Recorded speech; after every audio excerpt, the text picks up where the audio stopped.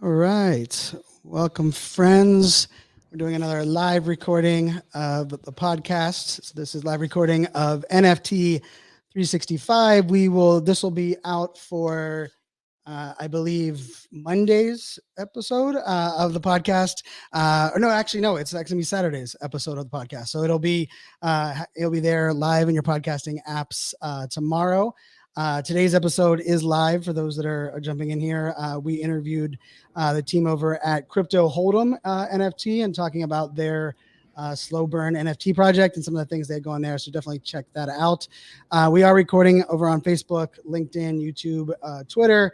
I will see your comments that'll pop up here on the screen, but we're of course recording the audio for the podcast itself. Excited to have our guest on today. So with that, we're going to start the recording and then we'll get this party started.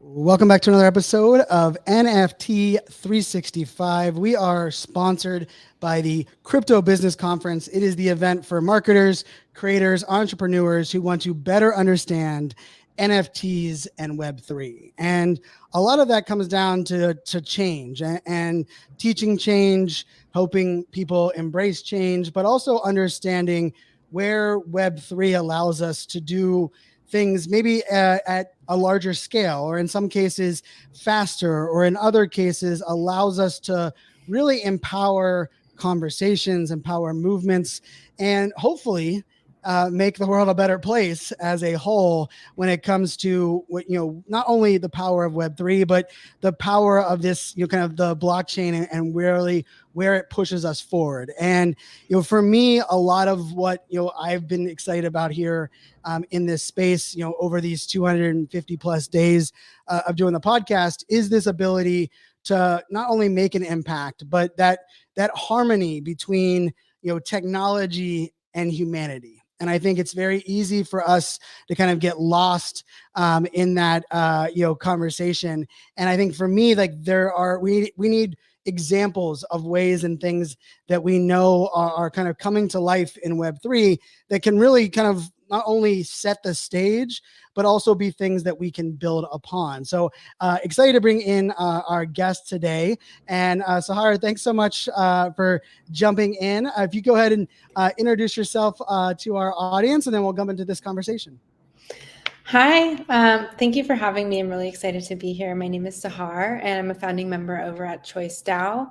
And at Choice DAO, our goal is to harness the power of community to usher in a new generation of activists. And we're starting with the fight for reproductive rights. My background, I used to be in product in software companies, early stage tech, and then made the jump into Web3 shortly a few months ago. So I'm very brand new, and I'm really happy to be in partnership with all of the communities and folks who are kind of walking me through the on-ramp here. So thanks for having us. Well, excited to have you, and welcome to the the Web3 space. I like to say, none of us we're new. We're all just getting started, right? Like we're all just getting started, together. I'm curious, like, how did that entry point come for you? What was the conversation that kind of brought you into the space and kind of that entry point, with your background? Yeah, that's a great question. I was really curious about DAOs because I was thinking, what is the future of community? And looking into Web3, I saw DAOs as a really powerful way to leverage people. And I was talking to Allison backstage. It sounds like both of our projects were launched at NFT NYC in subsequent years. So you started this a year ago. I started this a few months ago. But NFT NYC, that community kind of brought us together. So yeah, I was interested in DAOs and started working with a DAO tooling company just to understand the product and the space. And then this project started actually when the Supreme Court decision was leaked a few months ago. I started talking to a woman, Reshma, who founded a company or organization called Girls Who Code, which has helped millions of women get into STEM. And we were looking around at the repo rights space going, oh no, this is coming, they're coming for us. So we need to prepare. And one of the things we were thinking about is the work that's been in the repo rights space has been largely funded by donors you can count on one hand. They're older, the models are older, things move a lot slower. And what happens essentially when that funding dries up, they're going to need to infuse new capital, new people, new ideas, new models, new technology, and all of that is kind of how we got to, okay, this DAO model could be a really interesting approach to enabling activists in the future, and what does that look like? And so thinking about the future of organizing, the future of how people come together, and it's really, I think, this geo-agnostic, decentralized way that really gives back ownership to people and feeling like they can actually have a voice. A lot of people feel like they can donate, they can tweet, they can even vote, but we're still standing around going, what does that do? So I think that as much as we can empower people to get involved in the missions and causes that they care about, and giving that power back to them, the more work and change you'll see incept and spread and have this like beautiful flywheel starting. No, I love that. And yeah, definitely a huge shout out to Girls Who Code. I was lucky enough early on when that project had launched. I'm a proud girl dad of 3 little girls, and I was brought on as an influencer and hosted some live videos for them back when, kind of that was all being brought to life. And I got to work with IBM and some of their other partners on some really great projects. And to me, having, that leadership and that experience, bringing this, also to life and kind of combining these worlds, is really exciting. I think it's exciting for what's possible. I think it's also, a little scary in the unknown component, I'm sure, as something that, you're looking at as well. For a lot of our, our past guests and actually a lot of our listeners, I think a lot of their like aha or entry point or thing they were excited about was maybe crypto. Probably a majority of them were NFTs, but DAOs have been something that we've talked about, but I don't think has really been kind of stressed. And I've been lucky enough to be, we can say lucky enough to be a part of some DAOs that I believed were kind of created with the right intention, and unfortunately, failed off. One of the first projects that we, included in our Mint 365, where we're buying an NFT every day, was the Constitution DAO. And I think for a lot of people, that might have been, like their very first, vision of that. But for those that are listening that have like maybe either never heard of it or want to kind of better understand what the DAO actually is, can you kind of tee that up for us? Sure. Yeah. There's a lot of definitions and kind of nuances and spectrum of what DAOs can look like and how they're modeled and structured. But at the core, a DAO is an online community that organizes around a shared mission and is powered through blockchain technology. So there's often like shared wallet governance, ways to get ownership through tokens that allow you to participate, and then incentives also that are on chain as you ladder up and get involved in the community. So I'm curious, I love that. That's a great way of setting it up, right? I think the piece of the, the activation, right? I've given a lot of keynotes over the years on really the power that social has allowed us to create movements and empower voices that we really for far too long have not been able to do so. And unfortunately, a lot of people end up like blaming social media for the bad, yet they forget the idea of like the Me Too movement and certain things that were really born and grown through a lot of, social media interaction. But let's face it, that was also still using kind of a disconnected model and like kind of like what you said, a model of kind of like throwing things at the wall. Like, did what I do help, or am I a part of something that's actually a movement, or am I just, jumping on a trend? So I'm curious, as you were, kind of, as the Supreme Court, information was kind of leaked, we knew that this was going to be a divisive topic in, the US, and worldwide. How did you kind of first kind of look at like the idea of the DAO, and then even some of like the language for launching? Like I remember seeing the Twitter account show up in my feed, and all of that is, with a sensitive topic, and then also doing it in a, bleeding edge technology. There's a lot of like unknown and scary components there. How did you guys think through kind of bringing that message to life? Yeah. So one of the things we were just talking about was how inclusive Web3 is and how there's a lot of cross collaboration and pollination across communities. It's not just within our communities, it's community to community. And so the spin up of this project was in partnership with DAO experts, people who have been through the ringer with DAOs and seen so many different things. So we had really close ties to folks at Syndicate and Seed Club and thinking about governance. And there's always the question first is like, what's the line between centralized and decentralized? Like, how far do you want to take it? And I think for social impact, and because, we're going to be working with nonprofits, there's some semblance of centralization or structure that needs to be in place to then empower the people to go off and do the work that they want to do. I also want to say thank you for lending your voice as early as Girls Who Code and being an advocate. I think one of the things that's really important to our project is creating the space for everyone to come in and have dialogue. And that's not just women. It's not just people who can get abortions. It's men too.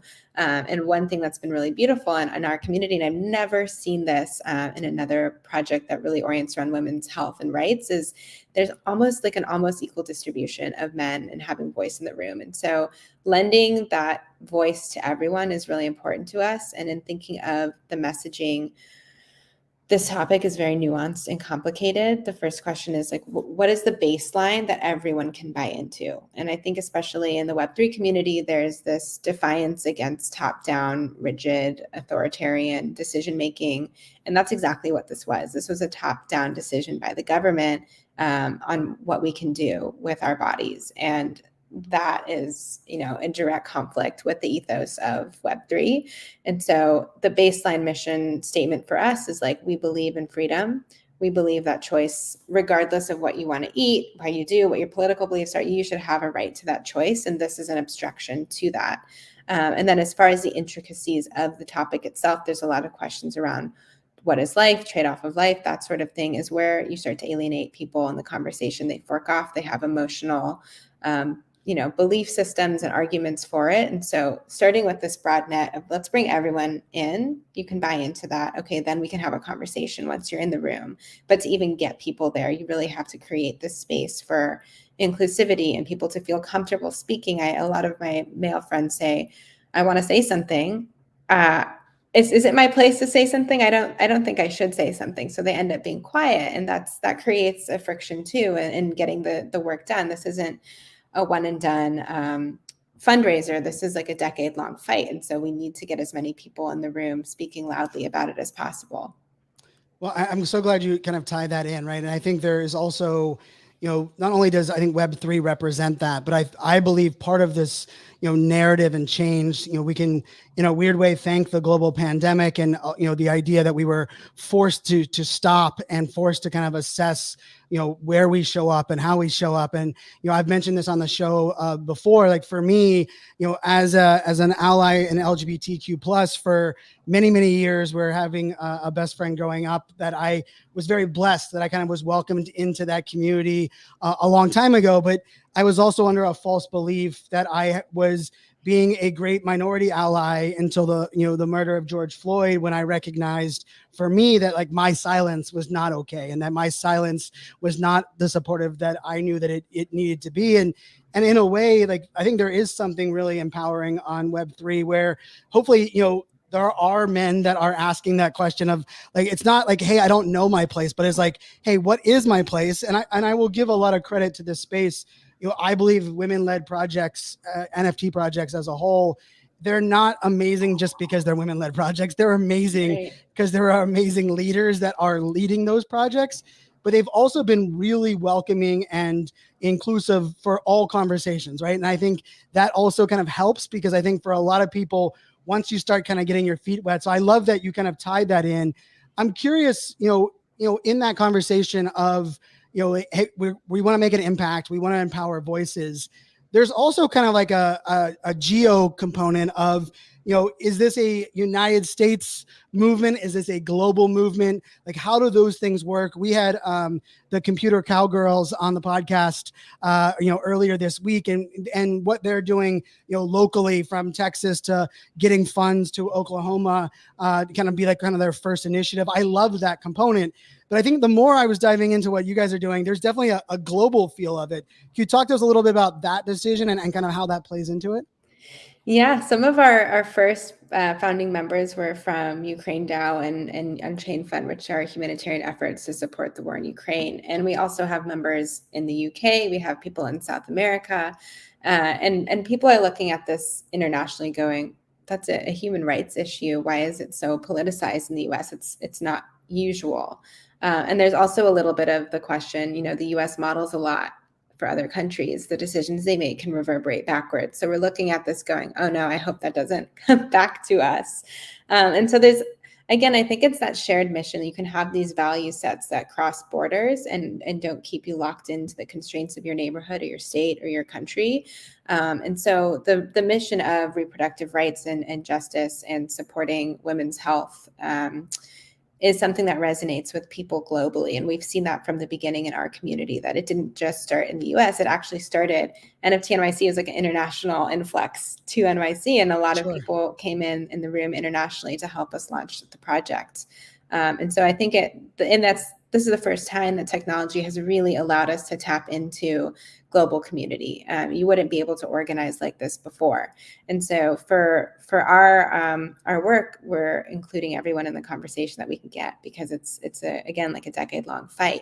There are also creative ways that people have been solving this. We are really inspired. There's a documentary called Vessel you should watch, about this woman who was sailing a ship around the sea to get, people a care that they needed that had no legal alternatives. And that is not, in one country or the other, that's international waters. And so there's a lot of ways you can innovate and get creative in this space as well that we want to support. I love that. I mean, I think those examples are beautiful. And it's really a use case where the DAO solves a lot of these limitations. And, I'm on the social council advisory board for No Kid Hungry, and No Kid Hungry is on a mission to end childhood hunger here in the United States. And one of the most popular questions we've always received, and I've been on that board now for 8 years, was, what about international? Or what, we do a lot of it of Twitter Live and things. And for me, that was a question I had, joining in, and I didn't really understand some of the nuances of, global aid and distribution, and then even how we brought in brands and some of those points in there as well. And so, when I first, started thinking through DAOs, it without question jumped up and said, wait a second, if we can create movements and raise money to make impacts without borders, without the even existence of borders, holy hell! Like, there is like an aha moment of that. I think with that, there's also like this idea of, we might try too big, or we're trying to boil the ocean, or are we trying to make an impact that we know we can tangibly see? How are you guys approaching that from the standpoint of like those initial goals and the way you're going to bring this to life? Yeah, that's a good question. So the short answer is the community gets to decide. We have a governance framework that we passed before we opened for contributions, just because we wanted to bring everyone together in kind of the operational guidelines and rules of conduct for the project. Everyone has bought into that. Everyone helped draft that and form that. We had hours of community debate to build that. And so kind of setting those guardrails up front and those focus areas. Reproductive rights is our focus area, not just, any obstruction to freedom, and though that can expand over time too if the community wants. That's the beauty of it. But I think thinking through the right structures up front helps narrow the focus. And then from there, giving space for people to submit projects that they want to work on or want resourcing for, or submit organizations that they believe we should fund. And for our specific mission with our treasury, we're going to enable frontline support to frontline organizations, enabling direct care. There's a lot more money and a lot more influence and leverage you need to change policy in the US. But what we can do is the level one right now, which is get people the help they need, because they don't even have access to that. And then there's also a lot about education that we can do on the topic, or sharing, the implications of privacy now in this new age where your data can be used to criminalize and weaponized against you. Yeah, and not to mention, there is a beauty of Web3 transparency, but there is the other side of that, right? With that transparency, and we've seen it used in some cases that have been very nice, that allows a layer of access that we've never had, as far as certain brands and who they're donating to and where they're moving.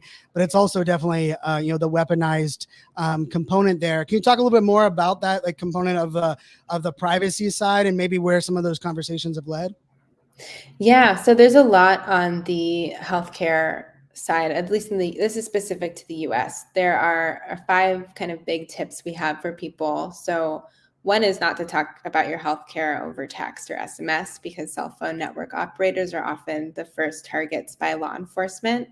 The second is to not use credit cards to pay for healthcare services, either online or in person, again, because digital transactions can be traced back to you. Then your cell phone has a lot of location tracking, all the apps you use. So if you need to go in person, the phone can place you at the scene, and they can use geo warrants to get data on devices that pass through a certain geographical boundary. And then the fourth is that your digital health products, like your period tracking apps, are not covered by HIPAA.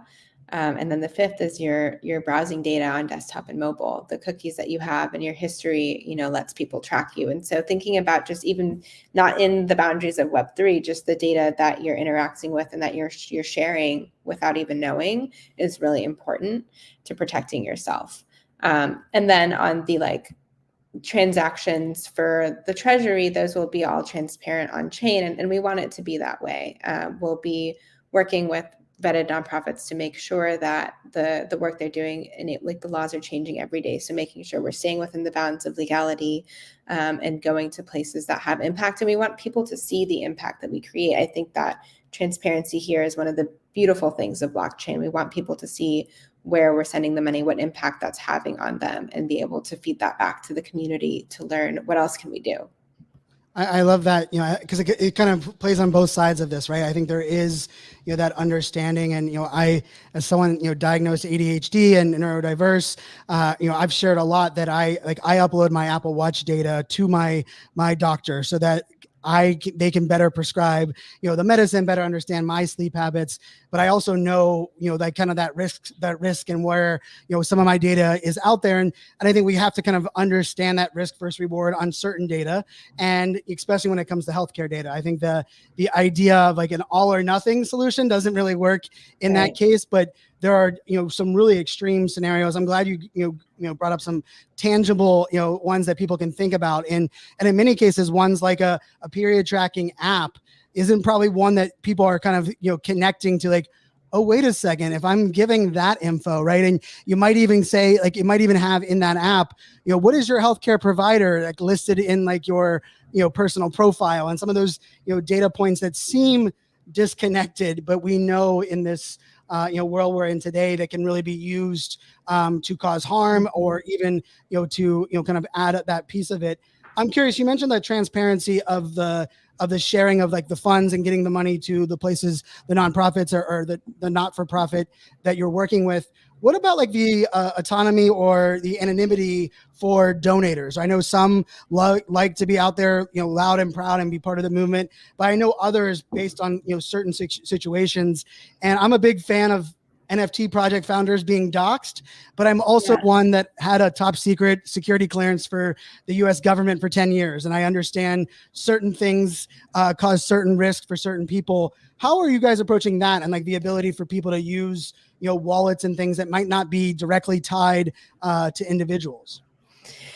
Yeah, that's a good question. So we have a spectrum of people that want to make a non-donations versus they're happy being doxxed. And so, you can spin up a clean wallet and transfer funds, which has some layer of anonymity when you donate. And so we have some people that are going to do that. We also have some people happy to use their personal wallets that kind of tie it to their other digital assets and identity. So it's really a matter of preference. For this conversation we had when we started the project, to build credibility and trust, especially in the work that we are doing, it's important to be doxxed. And so we have our founding team is doxxed on our website at ChoiceDAO.org. We also built an amazing list of multi-sig signers who will be doxxed when we open for contributions. We got their blessing to do that. They have a lot of they have great reputations in the space. And so that ties to credibility in the project. And then, of course, prioritizing the security of funds too in a transparent way. So we're going to be using smart contracts that don't hold funds. All contributions from your wallet will instantly pass to our multi-sig wallet. No one's custodying them beyond the multi-sig signers.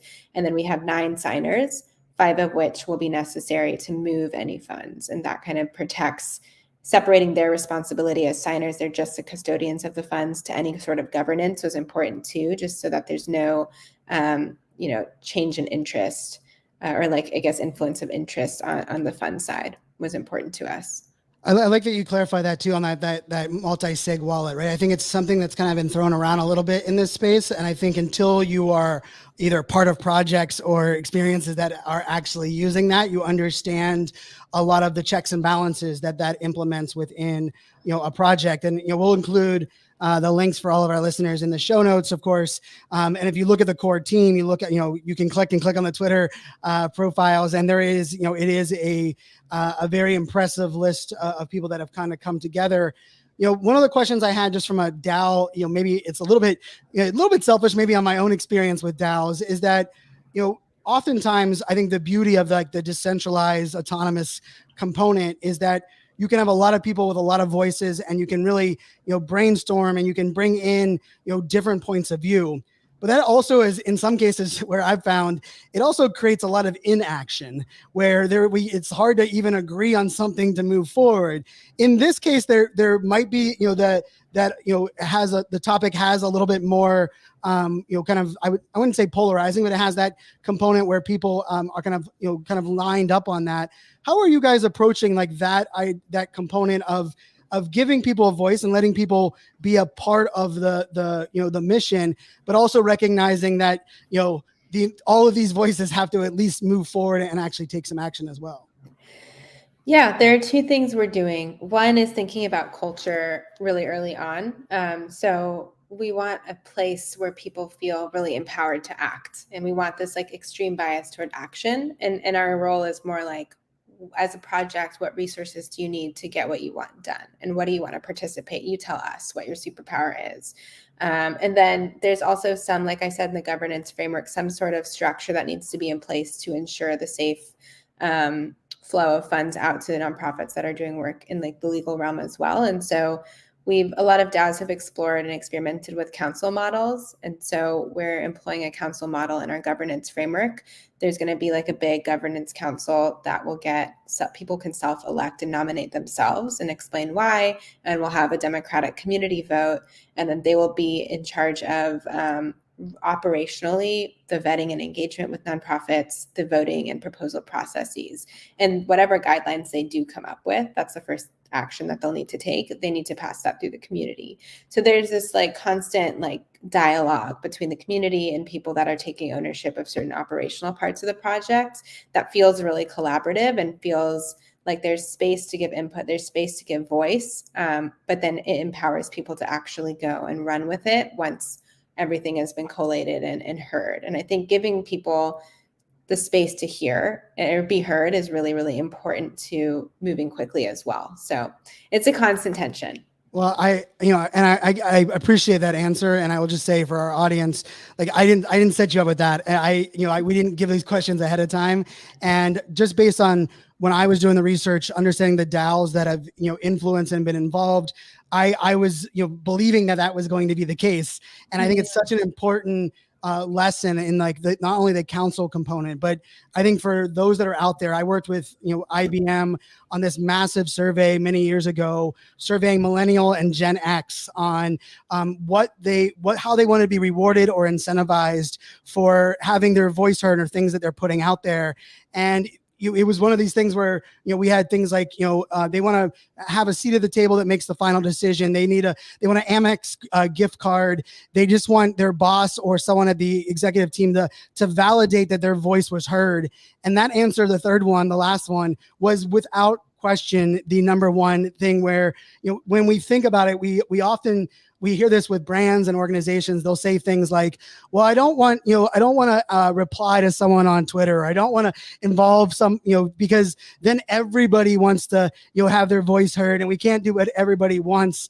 And I think people are really missing that core component that people just want to know that their voice is heard, and they want to understand how they can make an impact, how they can show up. And so I love the design. I love the mechanics that you're working towards. And I know it's very fluid, right? I think for those that are listening, click on the Twitter profile, go to the website, sign up for some of the things that are out there, but give our audience, I think there's me included, we want to get involved. We want to be a part of this, change. Where do we start? What are some of the dates that we can kind of keep an eye on, and what can we do to make a biggest impact as we can?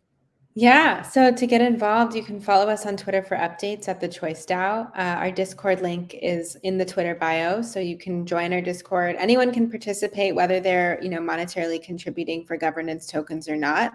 So even if you don't want to contribute, we'd love to have you in the room. Your voice matters and will help us kind of shape and run with things. And then we're looking ahead to opening for direct contributions early next week, and I can keep you posted on the exact timeline. DAO legal structure stuff has been a roller coaster. So we're just waiting for some final paperwork before we can really hit the ground.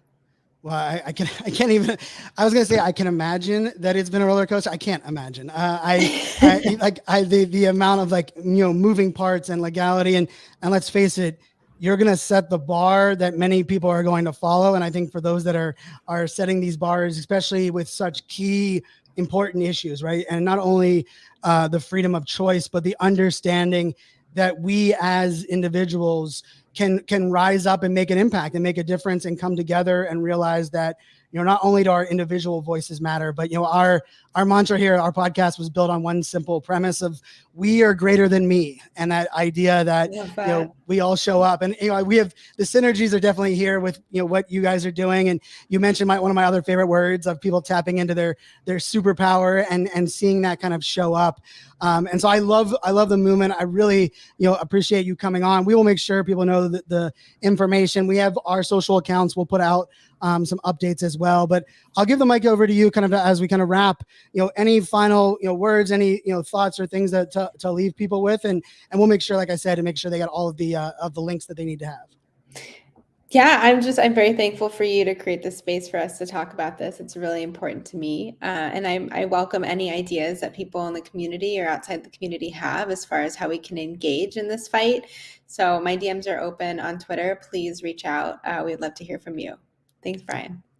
Thank you. Thank you so much for coming in. And, for our audience, I jokingly say, very often that it costs zero gas to retweet, to amplify, to share. Like no gas charges, there's no blockchain gas involved. But truthfully, when we're sitting and we want to make an impact, we want to make a difference in this space, it is the actions. It is pressing the damn button. It's raising your damn hand. And I think for me, this is where we can prove that, right? We can take that and turn it into action. And so I hope for our community that, I like to say, we don't give financial advice and we ask you to do your own research or your own damn research in that case. In this case, I'm going to challenge you that if you believe in making an impact and our voices being heard and the power that, movements like this can make, I don't want to hear about it. I want to see it. I want to see, links shared. I want to see people amplified. I have the bell on for Choice DAO over there on Twitter where you just say, get notifications when tweets are shared because, why not have that another, point of being able to amplify and put these voices out there. That is the least part we can do, but we can at least start there, bringing funds together and bringing even some of this information into your favorite NFT project. I think we have a beautiful power here in NFTs, especially that we have, 10,000, piece collections that people are activated in Discords. And unfortunately right now, most Discords are siloed and we use Twitter as kind of the thread, but we can each individually be those threads, taking these conversations, interviews like this, links that we'll share, and take these to your Discords that you're active in for the projects that you own and kind of make your own impact there. There's so many places that we can show up. And, I love what you're building. I love that the fact that, that not only can we create this space, but we can hopefully, make our own little impact and together we'll, kind of change the world and also demonstrate the power that is, really built in this Web3 environment. So for everyone listening, make sure to check out the links and everything we have coming forward, and we will talk to you tomorrow. Cheers, everybody. Thank you.